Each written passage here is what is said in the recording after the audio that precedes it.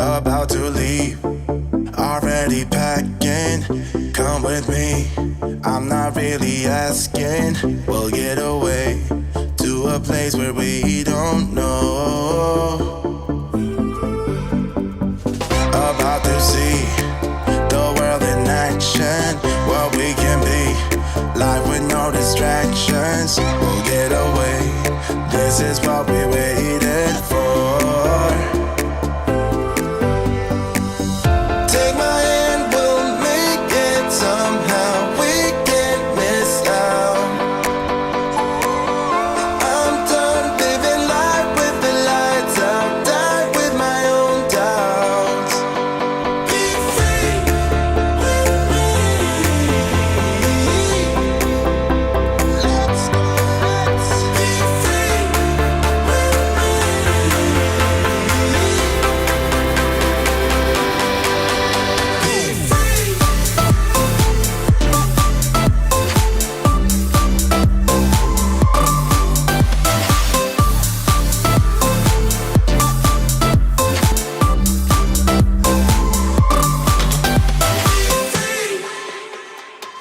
Not looking back, eyes on the freeway, Bonnie and Clyde, a classic cliche.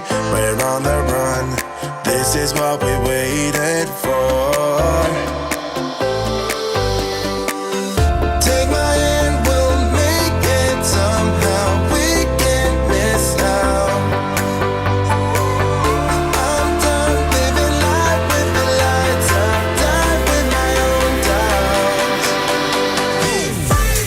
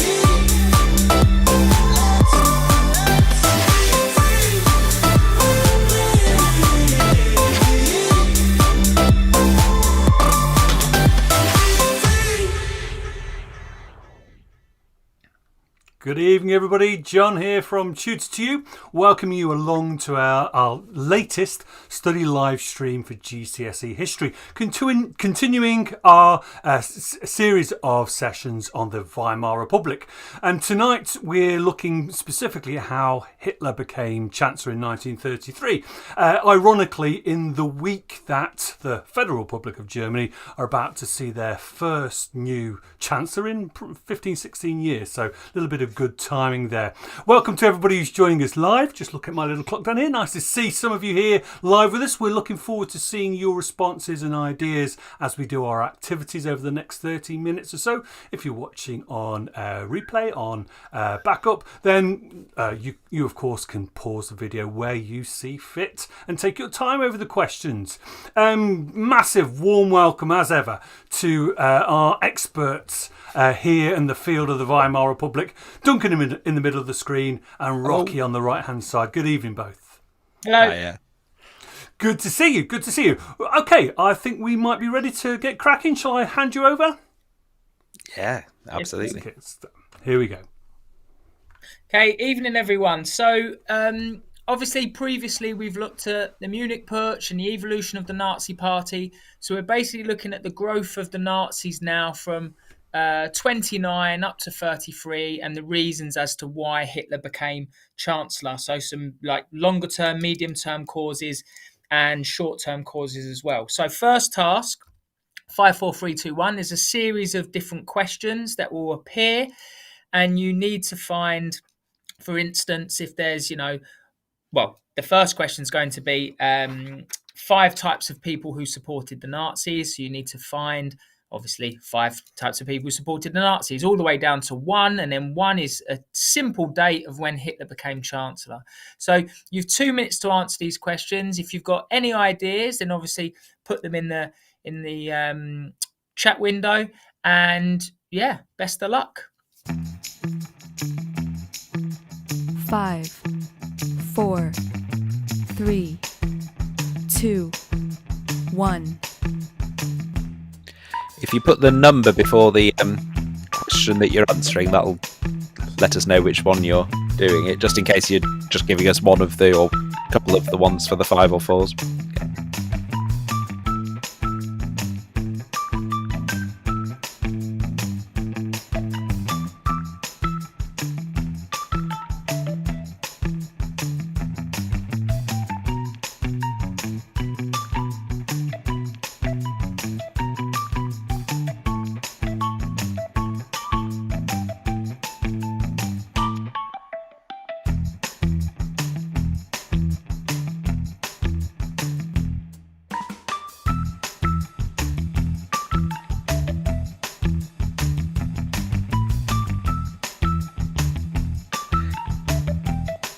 Yeah, we are looking for a full date for the when Hitler became Chancellor, not just the year. Otherwise, the is in the title. Yeah.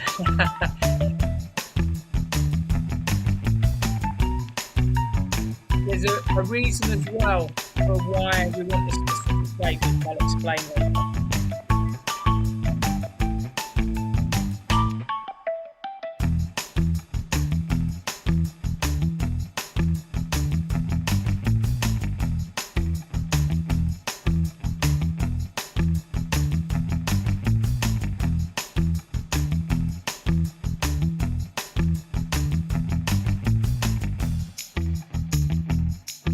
5, 4, 3, 2, 1.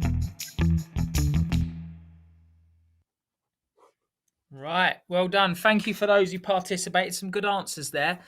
So we had Anvi, Amelia, and Less Progression. You was involved last week as well with some brilliant answers. So clearly you've got some good knowledge there. So congratulations to you and your teachers, whoever they are. So should we have a look at the answers, please? So 5 types of people who supported the answers. Who supported the Nazis. Running away with myself. So wealthy businessmen, fearful of the communists, and the middle classes whose savings and small businesses were wiped out. They were quite fearful of communism also, because obviously communism, the nature of it involves revolution and chaos and changing the system, which those with a relative stake in the system don't want to see.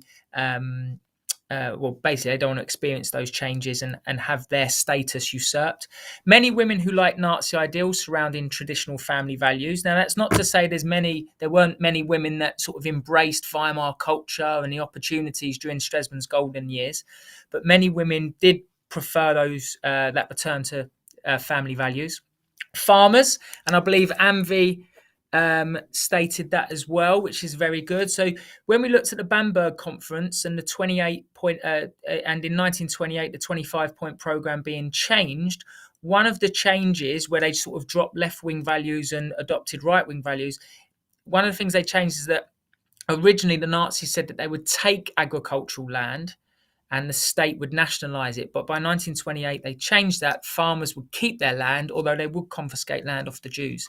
And then lastly, young people, which seems quite generic, but because the Nazis are quite modern in their electoral campaigning, and because they're seen as quite a modern, forward-thinking party, even though their values are quite traditional, the way in which they present themselves is quite modern.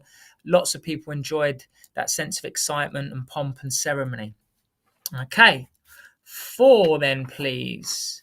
Okay, we had, I think Amelia said about good oratory and good speakers. So, yeah, absolutely. So that's definitely a reason, although we've got some others. So there's lots of funding. We talked about Krupp and Thyssen, or Duncan did last week.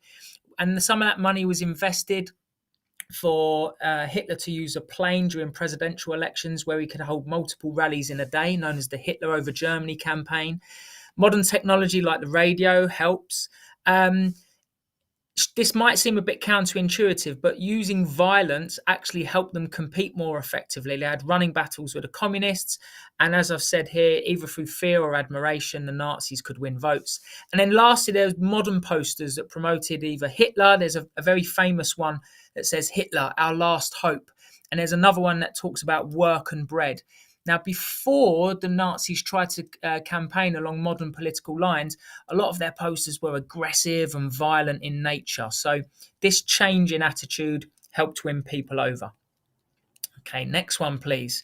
Now, these are tough, but these little bits of detail are what set yourself apart in those answers when you're really trying to capture the scale and significance of something. So the Great Depression definitely has a direct correlation with the rise of the Nazis. So 6 million unemployed. That should say by 1933. That's my fault. I've made a typo there. So 6 million unemployed by 1933. 40% fall in industrial output by 32. And in 1932, wages were 15% lower. So these specific statistics, as I say, they capture the scale of the Depression and helps sort of explain why desperate people went for extreme solutions in the Nazis. Okay, next answer, please. Thank you. 2, we're going to look at this in a little bit more detail later, but von Papen and von Schleicher, they are involved in a lot of intrigue with Hindenburg in trying to initially deny Hitler the chancellorship. Clearly doesn't work. But yeah, von Papen and von Schleicher were the two figures that we were after. And then lastly, Left's Progression nailed this. Well done. January the 30th, 1933. This is really important. When Hitler actually establishes a dictatorship, he introduces a particular radio known as the People's Receiver 301. Now, the 301 relates to the date of 30th of January. So it's a way of, again, subtle ways of propaganda reinforcing this historic date. So January the 30th, 1933. Brilliant, Anvi, Amelia, and Left's Progression. Superb. Well done. Okay, next. A little bit more detail now for you. 30-second challenge. So this addresses more of the specific ways of measuring Nazi popularity during elections for the first 2 questions. And then the third question looks at the role of Heinrich Bruning between 1930 and 32. So again, we're after some specific statistics here. See how you go. You get 30 seconds on each. Best of luck.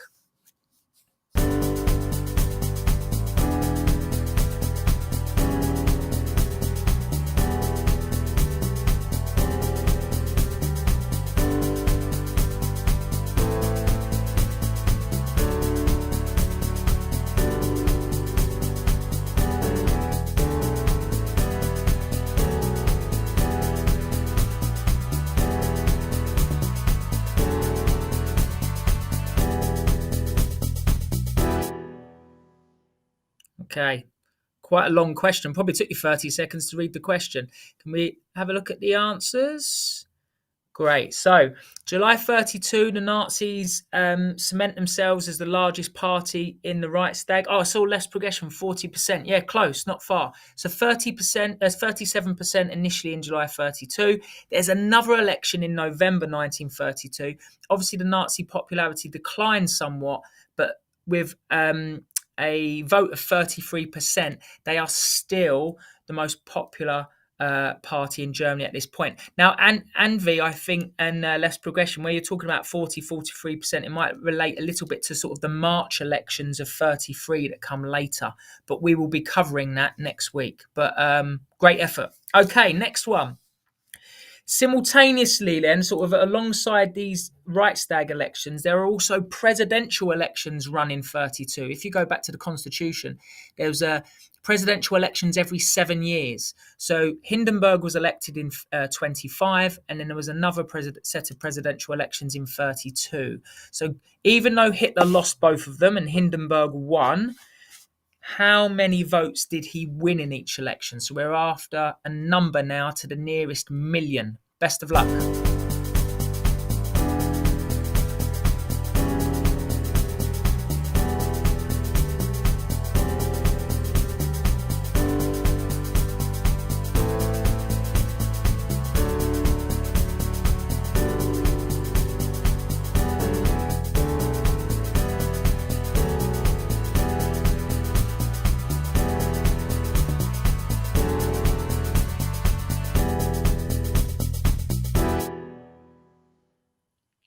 Okay, how did we get on there? That's quite tricky. It's quite a tough one.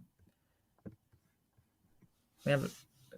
Thank you. So 11 million votes and 13 million votes, respectively. Now, the reason there's two quick successive presidential elections is because in terms of percentage, Hindenburg doesn't achieve a majority. So there's a rerun, and Hitler increases his votes, but so does Hindenburg, and Hindenburg wins quite clearly. The communists, by the way, they poll around, I think, 4 or 5 million votes as well during these presidential elections. So, lots of people turning out to vote, but Hitler, even though he loses these elections, clearly there is popularity and support for him.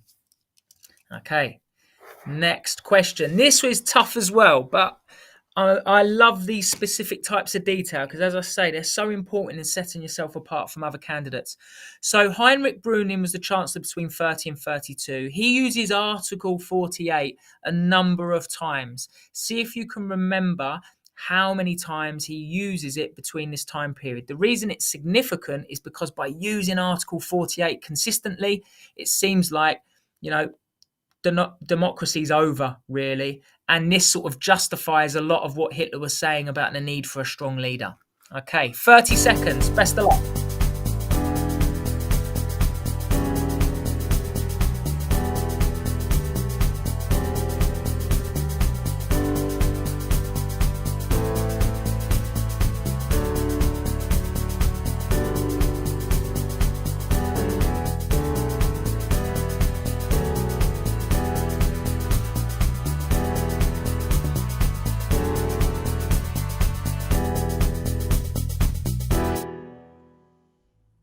Okay, that was a tough one. That was pretty fiendish, I must admit. So, shall we have a look? There's 115 times, 5 in 30, 44 in 31, and then 66 by 1932. So you can see increasingly Bruning's relying on Article 48 and relying on Hindenburg to grant him Article 48. Democracy is essentially broken down, and that feeds into Nazi propaganda, the idea that there needs to be a return to strong leadership. So yeah, that was tough.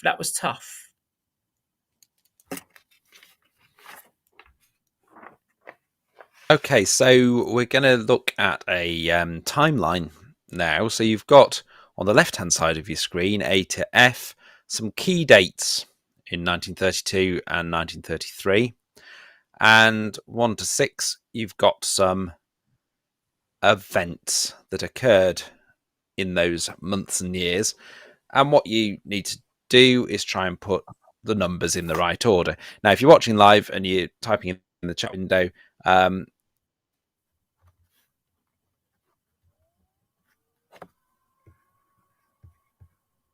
run the number. So, if you think A is number 1, you can put A1.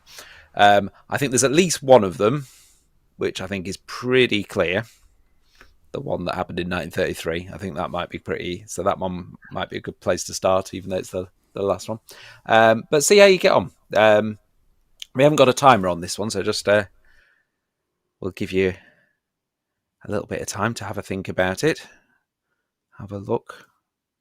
There's a bit of reading. Some of them are a little bit. There's quite a bit to read. What do we reckon? There are some you can work out the order they must be. So Bruning must have banned the SA before he resigned. So you can work out the order in those sorts of ways. So we've got F6 from Itchlil. Okay, yeah, that's looking promising. We've got B4. Could be. Let's have a look. Give you a little bit more time to think about these.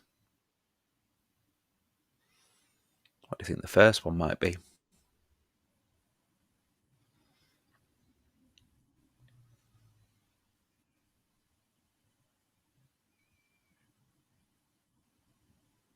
It's a couple where I think you can probably work out the order in terms of one feels like it logically comes after another, but it's just working out where they go, isn't it? Give you about 5 or 6 more seconds, and then we'll have a look.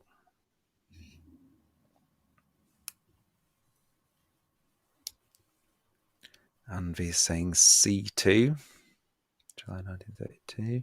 And Amelia's saying A2, so we'll see which one of you is right in a minute. Okay, shall we have a look at the answers? So well done, Anvi. C2, the battle of the twos. Very good. So yeah, so the order, and as I said, there are some way it sort of felt logically that they must come in that order, but it was just where they went beyond that. So Bruning banned the SA. We talked about the SA in previous sessions, the brown shirts. Bruning resigned. Von Papen became Chancellor. Hitler agreed to support that new government on the understanding that the banning of the SA would be reversed. Then we've got in July, as Anvi said, Anvi got B4 as well, didn't she? Very good. Well done. The Nazis won 37% of the vote and became the largest party. Then, as I say, there were some that flowed logically on from them. It flowed logically, calling new elections in the hope that there'd be less support for the Nazis. Would follow on from that one. Then we've got von Schleicher being made Chancellor, even though Hitler was the leader of the largest party, and so would have expected, or perhaps might reasonably be expected to have been made Chancellor at that time. I'm sure Rocky will tell us a bit more about that in a moment. And then finally, Hitler was indeed made Chancellor in January 1933. Okay, so well done, some good efforts there. Yeah, well done. That was you see a lot with, well, it feeds into actually this next task, but you see a lot of this intrigue is due to the fact that Hindenburg simply doesn't like Hitler, simply doesn't trust Hitler. And even though by rights Hitler should be Chancellor because he's the leader of the largest party and they've won two elections by quite a considerable margin in 32, Hindenburg is trying to work with von Schleicher and von Papen and come up with different ways of having control of the Reichstag without relying on the Nazis, but eventually it doesn't work. But great, thanks, Duncan. So give me four reasons why Hitler was able to become Chancellor. Now, again, if we're looking at 12 markers, you would get 2 stimulus points. You need a third paragraph, ideally to go beyond those stimulus points. But I personally think there are potentially 4 paragraphs that you could write. You don't need to. You only need to write 3. But I do think there's flexibility with this answer. So try and think about what we've already covered and what obviously you've covered in class. Thinking about 4 reasons why you could try and explain why Hitler became Chancellor. So you've got a minute to think about this, okay? And just put some ideas in the chat box in terms of potential structures for paragraphs and things like that. Okay, best of luck.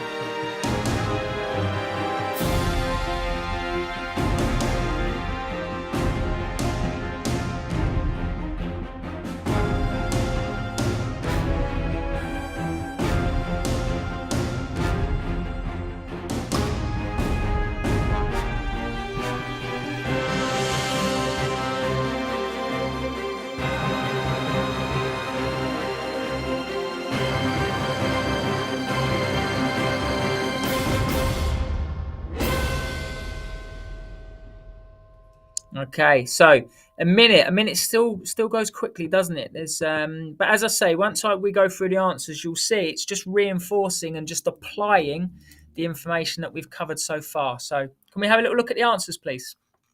Thank you. So first thing, as I say, it would depend obviously on the stimulus. Whoops.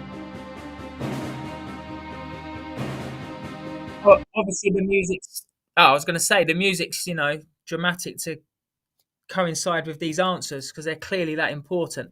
But if we've got, it depends on the stimulus points that you receive on the paper, so you can be flexible. But establish the economic context. Look at Wall Street crash. Look at the 6 million unemployed and the 40% fall in industry or industrial output. Things that you've already covered as context, because as unemployment increases, so do votes for the Nazis. Don't forget, they've got barely 3% of the vote in 1928 at the end of those Stresemann years. Well, they've got technically 2.8% or 2.6%. And, their vote share goes up as unemployment goes up. Amelia, I'm going to come to that in a minute. This is brilliant. Well done. 2, again, very easy. Talk about Hitler's personal popularity. Talk about their election campaigning, the Hitler over Germany campaign. If you're able to jump in a plane and have 4 or 5 rallies a day, ultimately that shows you care, and it shows brilliant electioneering on behalf of the Nazis. So you need to give sort of credit where credit's due. So as a modern political outfit, the Nazis tap into something. So they do very well. And you might just want to talk about their general message of hating the Treaty of Versailles and whatnot. So all this is context for why they become popular. 3, look at Bruning, Article 48, the era of democracy being over, and the fact that people think, well, maybe we do need a return to strong leadership. Now, clearly they vote for Hitler, and they still want to work within the democratic process. But Hitler is very unashamed about what he sees as the weakness of coalition politics. So again, it's more context as to why and how people vote for Hitler and vote for the Nazis. And then lastly, this 4th one's very specific and important, and arguably one of the most important. When we look at this intrigue of Hindenburg wanting to ignore Hitler, firstly appointing von Papen as Chancellor, that not working because he doesn't have support in the Reichstag, then appointing von Schleicher, and that doesn't work because he doesn't have any support in the Reichstag. Von Papen approaches Hindenburg and says, look, appoint me Vice Chancellor, you stay President, and we'll appoint Hitler as Chancellor, because by rights, he's the leader of the largest party. He's got support in the Reichstag. And von Papen believes, and you've nailed it here, Amelia, by saying that they can control him, we can make him squeak like a mouse. So I tell my students it's the Hitler sandwich. You've got Hindenburg at the top, von Papen at the bottom, and they believe that they can control Hitler from both sides. But clearly, they don't, they can't, and they underestimate him. And that's something that Hitler has benefited from throughout the 20s and early 30s. He's constantly underestimated. Now, one quick last point. One of the reasons why there is this panic and von Papen approaches Hindenburg and says, look, make me Vice Chancellor, make Hitler Chancellor, and we can control him, is because as von Schleicher's chancellorship only lasts 2 months, and it basically he can gain no support in the Reichstag, there are rumours that Schleicher is intending to create a military sort of dictatorship and create a military coup in Germany. So Hindenburg obviously wants to avoid that, as does von Papen. So then they look to Hitler. But so as I say, don't be afraid to establish some historical context when you're looking at these types of questions. But very good, Amelia. Hopefully you'll apply that quote in your future answers. So well done, everyone.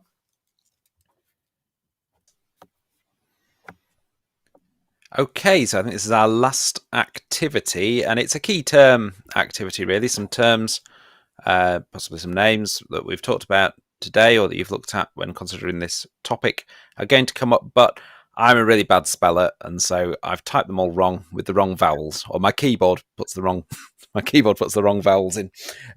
So what you've got to try and do is work out what the word should say, rather than my one with all the mixed up vowels on. So can you work out what this should say? So it appears to say Hitler über Germany, but what does it actually say? It's something that Rocky's mentioned earlier today, and we did mention last week as well. Any ideas?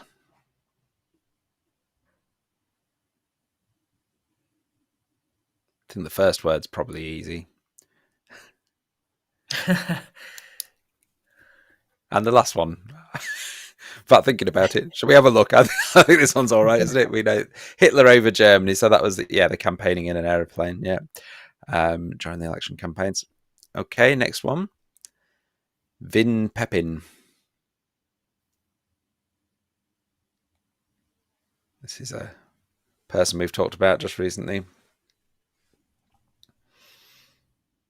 Just remember, it's only the vowels that have been swapped, so you can probably work what this one out would be just from missing the vowels. Vin Pepin. Shall we have a look? It's Von Pepin. Oh, well done, Owen. Yeah, Owen got that one. Very good. Let's have a look at the next one. I think the first word might be von again, mightn't it? Van Schleicher. I always do it in a German accent. Van Schleicher could be his name. Do we know what the person's name actually was?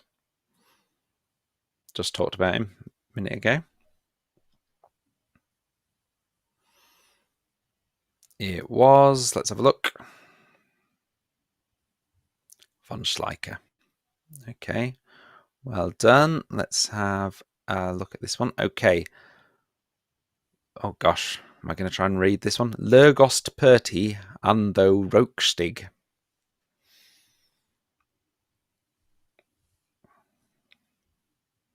Oh, well done, MV. Yeah, got the last one. Got an idea with this one?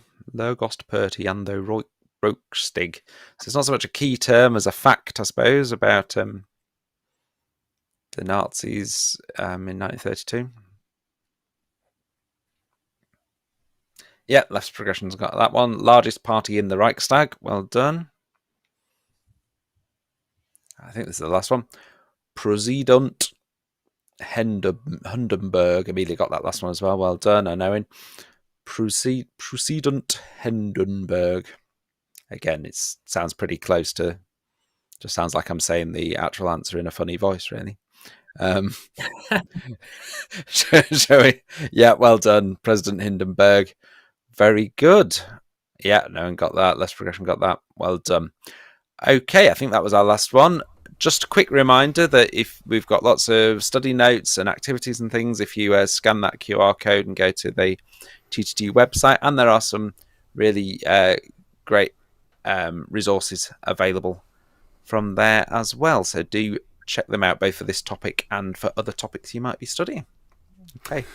Brilliant. Thanks ever so much, guys. It's wonderful to see some of those names popping up every week now, isn't it? We've got some really good supporters and people answering the questions. I wrote as many down as I could, as I always do. Anvi, Amelia, Left Progression, it's Schlill, Owen, brilliant. Your answers were absolutely wonderful. Thank you. And of course, history students know that Hitler was elected democratically. It's something that surprises lots of people who aren't history students, aren't they? When they think about the most famous dictator in history, but it's important to remember that he was elected democratically and how he got to that position. And I thought that session really got us to that position really, really well. What have we got next week then, gents? So it's... I'm sorry, go on, Duncan.